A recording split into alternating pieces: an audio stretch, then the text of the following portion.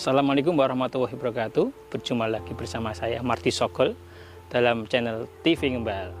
Kali ini guys, kita akan berkunjung di greenhouse ya, di greenhouse-nya Guanjun Farm, yaitu mengenai penanaman melon ya. Nanti di sini kita akan berbincang-bincang dengan ownernya untuk mengenai bagaimana cara budidaya melon, menanaman melon, dan cara pemasarannya. Ikuti saya. Sebelum kita masuk ke greenhouse, kita diwajibkan untuk cuci tangan dahulu guys, oke? Biar supaya nanti steril, bebas dari segala kuman ya.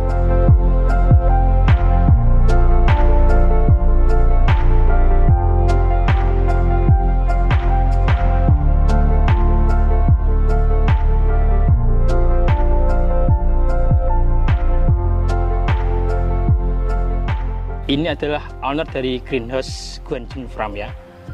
Boleh dikenalkan dengan Mas siapa? Saya dengan Unggul Mas. Oke. Ini dengan Mas siapa nih? Mas Marty Sogol. Mas Marty Sogol. Oke. Marty Sogol. Mas Unggul bisa diceritakan ini awal mulanya untuk mendirikan greenhouse ini terinspirasi apa ini ya? Kalau awal mulanya kami bekerja sama dengan Muria Farm. Oke. Jadi saya di Muria Farm sebagai dilibatkan jadi teknisi yang ngecek gitu, cek kebun. Nah, seiringnya waktu kami ada rekanan-rekanan baru lagi dan ada beberapa investor yang tertarik. Nah, akhirnya kita mendirikan kebun ini.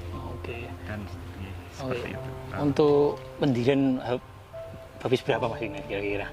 Biar teman-teman yang ada di Nano bisa terinspirasi membuat greenhouse seperti inilah ya. Kalau ini mungkin pembuatannya karena 1 tahun yang lalu jadi masih lebih murah gitu. Lebih murah ya. Ini kurang lebih untuk ukuran 1250 meter, dua greenhouse itu kita habis sekitar 358 juta. Oke, sekitar emang cukup. Untuk kalau greenhouse memang cukup mahal Mas ya. Karena kan untuk greenhouse bambu ini lebih murah. Kalau misalkan dengan greenhouse bajaringan mungkin bisa lebih. Oke. Hampir mencapai 1 M. Oke, untuk awal pemulai pembibitan ini apa saja Mas siapkan? Oh, kalau ini kan kita menggunakan sistem hidroponik Mas. Oh, ini hidroponik ya. Seperti ini ya Mas ya. Oke. Hidroponik yang kita pakai ini sistemnya sistem rakit apung. Rakit apung, nanti untuk tahapan tanam melon itu ada 3. Oke. Nah, kita semai dulu benihnya. Di greenhouse persemaian di depan. Terus setelah udah usia 2 minggu kita pindah ke greenhouse. Nah, setelah itu ada fase pertumbuhan tanaman. Itu menjadi 2, fase vegetatif dan generatif. Kalau vegetatif itu munculnya ini batang merambat. Kalau generatif sudah mulai muncul bunga dan mulai polinasi dan pembentukan bunga. Oh gitu guys. Tahapannya lumayan panjang. Mas ya. 3 bulan panen. Tapi untuk yang di greenhouse ini tetap kualitas lebih unggul Mas ya. Untuk kebersihan juga lebih unggul guys ini. Kelebihan dari penanaman di sistem greenhouse. Sistem greenhouse dan hidroponik. Karena hidroponik tanpa tanah Mas ya. Tanpa tanah, kita menggunakan air. Menggunakan air nutrisi Mas ya. Betul, air nutrisi. Ini kan banyak tanaman-tanaman buah Mas ya. Ya ada semangka, mungkin ada yang lain-lain ya. Kenapa Mas Unggul memilih buah melon ya? Yang pertama sih karena kesukaan saya di buah melon. Pertamanya itu karena favorit dari awal juga. Suka ya. Dari awal udah suka, dari kecil udah senang. Jadi ya alasan itu melon, dan kedua adalah harganya stabil. Harganya stabil kalau melon Mas ya. Karena kan emang sulit aslinya Mas ya. Dan kalau kita jualnya kualitas, jadi memang udah bagus ya, kalau nilai ekonominya. Di melon ini kita memang memerlukan ekstra Mas, perawatan ya. Perawatannya harus benar-benar sabar. Di sawah-sawah seperti biasa juga banyak yang gagal kalau musim hujan. Mungkin banyak hama-hama yang menempel Mas ya, yang mengganggu kesuburan dari buah melon. Jadi banyak yang gagal panen Mas ya. Tapi kalau untuk sistem greenhouse ini insya Allah lebih aman istilahnya, kontrol ya, dari segi-segi kegagalannya. Karena kita dari awal kita masuk harus jaga kebersihan. Di sini insya Allah dijamin kualitas bagus dan bersih sehat. Untuk yang ada di sini jenisnya apa saja Mas ini ya? Kita nanam 2 jenis melon premium. Yaitu yang pertama ini melon jenis Fujisawa, benihnya langsung dari Jepang, impor. Dari Jepang guys, Iya, dari luar Jepang. biasa ini. Jadi memang kita pilih melon yang bisa disebut premium gitu. Oh. Ini dari Jepang, Fujisawa jenisnya. Kalau ini Sweetnet, ini benihnya dari Thailand. Dari Thailand, wah ini dari luar semua. Iya, dari luar semua. Kita memilih yang dari sana itu tujuannya ini tanaman ini bisa nyampe BRICS berapa sih gitu. Nah, kebetulan BRICS itu sebelumnya BRICS itu adalah tingkat kemanisan di melon. Oh, jadi ada ukurannya. Betul. Kalau melon-melon lokal di Indonesia itu rata-rata nyampe di BRICS 9-10. Itu kalau sudah. ini 9-10, kalau Itu ini sampai sampai? bisa sampai ada ini si Sweetnet kemarin kami ngetes 19. 19 ya. 19 mendekati 20. Wah, luar biasa. Kalau Dua kali yang lipat. Fujisawa kami ngecek kemarin 16.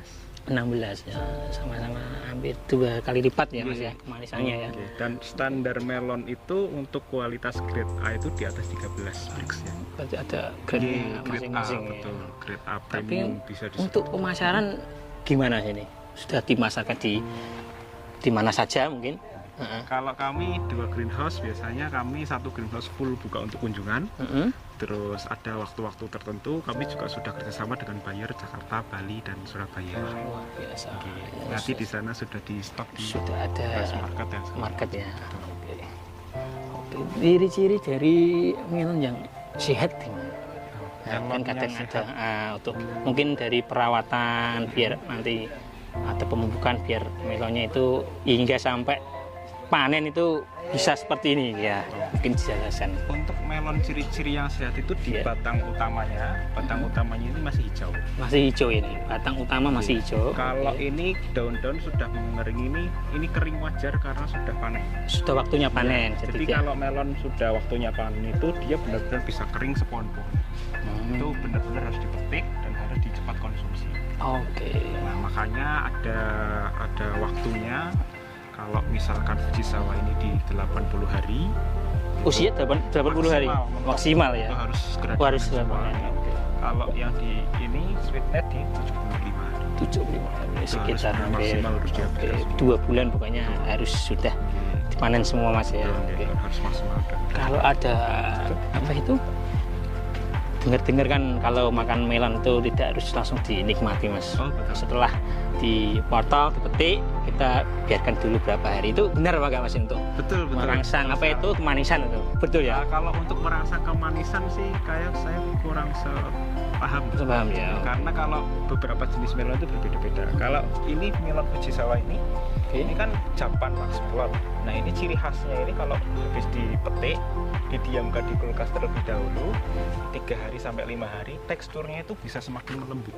Oh, Jadi juicy, semakin juicy. semakin juice Iya, ya. semakin Oke, juicy. teksturnya semakin lembut. Kalau Nah, kalau didiamkan yang- istilahnya. Kalau kemanisan tetap dari awal petiknya sudah tadi ada kadar kemanisannya ya udah. Kalau itu sebutannya mungkin bukan kemanisannya bertambah, tapi getahnya itu sudah full menghilang. menghilang. Betul.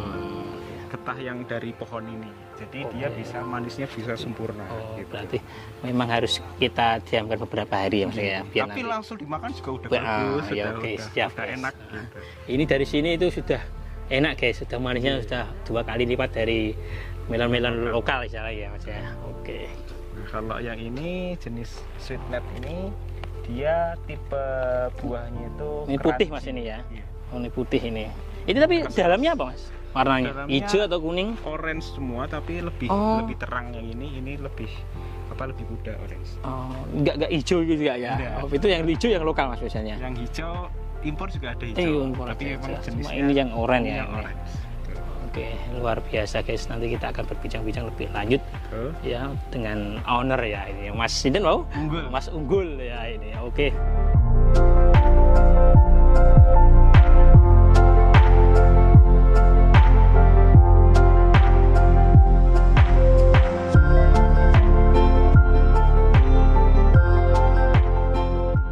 Mas Unggul ini kan Oke. untuk pemula, untuk kaum masyarakat awam ya, tidak tahu gimana cara memilih melon yang bagus, kualitasnya bagus atau gimana, ada tips sendiri nggak sih? Oh, ada. Oke. Kalau dari bentuk fisik itu dilihat dari netnya atau cracknya ini loh. Oh ini Ini. garis-garis ini Mas ya, Garis-garis. garis-garis ini. Kalau sudah muncul ini berarti sudah manis. Oh, sudah dipastikan tua Mas ya. Semakin panjang dan semakin rapat itu semakin wangi. Oke, berarti ada garis-garisnya nanti guys Iya, ya. ada Nanti kita akan itu, ada motifnya dan mapnya. Ini mapnya Mapnya- udah rapat juga bagus-bagus. Oh gitu, berarti ikut menandakan melon ini sudah waktunya untuk dipetik ya kayak. Tuh. Oke, ini ada beberapa emang tips dari Mas Unggul ya. Kalau memilih melon itu yang garis-garisnya agak rapat ya, yang Karena menandakan rapat dan sudah berbentuk map. netnya itu. Oke.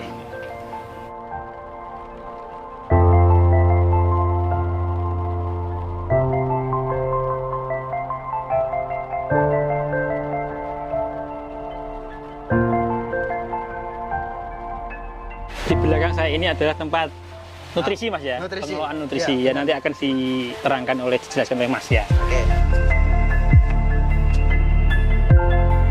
Jadi ini adalah nutrisi Abimix.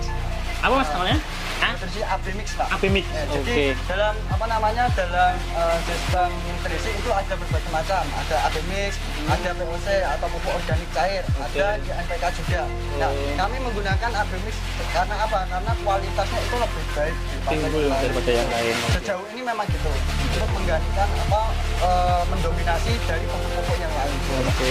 Kualitasnya memang gitu. Untuk kapasitas yang di sini itu ada ukurannya Mas ya? Masih ya obat-obatnya ada ukurannya. Ada takarannya. Untuk yang takarannya sendiri biasanya itu perbandingannya 1:5. 1:5. Untuk kita setiap hari itu ngecek ppm, Pak. ppm dan pH. ppm itu untuk mengecek kadar nutrisinya. Nah, Oke. sedangkan pH itu kadar kualitas dari suhunya gitu. Oke. Nah, kalau ppm di sini kalau yang masih umur kecil, masih muda, muda ya. itu sekitar 600, Pak. 600 ppm. Terus untuk yang suhu sendiri atau pH itu sekitar 6,2. Nah, nanti kalau sudah dewasa ppm-nya itu akan naik, Pak. Dinaikkan, Soalnya ya? Ya. Kalau misalkan kalau Kebutuhan. kita masih bayi, itu kan kebutuhan kita masih sedikit ya, Pak ya. Kalau kita sudah dewasa kan tambah banyak juga kebutuhan kita. Gitu. Oke. Kalau dewasa itu ppm-nya sekitar 1000 ppm. Nah, ini adalah nutrisi Abimix. Ya ini B. Warna hijau ini Mas ya? Nah, warna ini hijau. Seperti NPK nih, enggak? Gimana? NPK kan hijau warnanya. Oh, biasanya. tapi ini Abimix lah. Oke. Ini yang B, ini yang A. Gitu. Nah, sedangkannya ini A. Ini A. Nah, bisa dilihat warnanya. Teh ya, itu teh. Agak kayak teh, Pak ya. Iya. Pekat. Ini nggak boleh diminum guys ini. Nggak boleh, Ini nggak boleh, karena nggak boleh. pupuk ini. Ini khusus untuk tanaman saja. Oke, itu tanaman. Oke. Nah, terus untuk kita Ini nanti masukkan dicampurkan nutrisi berapa liter biasanya ini? biasanya 1 liter. Untuk yang per tandon itu 4.000. 4.000 liter ya. Oke. Ini tiap hari ya muter kayak gini Mas ya? Muter, sirkulasinya muter. Sirkulasi Pak. muter ya. Sirkulasi muter. Jadi ini kita cek dulu biasanya. Jadi pagi gitu kita selalu cek, Kak. Cek nutrisi, terus nanti dialirkan ke berbagai instalasi. Jadi Oke. per instalasi itu ada 1 tandon. Oke. Berarti untuk penambahannya setiap hari Iya. mungkin bisa jadi ditambah ya Pak? Ya, ditambah lagi, dicek lagi terus menerus. Supaya apa? Supaya nanti tanamannya tidak layu gitu. Untuk menjaga kualitasnya agar optimal. Ada alat untuk mengukur ya? Ada. Ada, Pak. Alatnya ada, tapi di sana. Oke, nggak belum apa-apa. ada. Gitu. Jadi setiap hari itu diukur guys. Ya, jadi Betul. nutrisi yang kita diserap oleh tanaman bisa nanti stabil Pak ya? Stabil, stabil. Pak. Siap.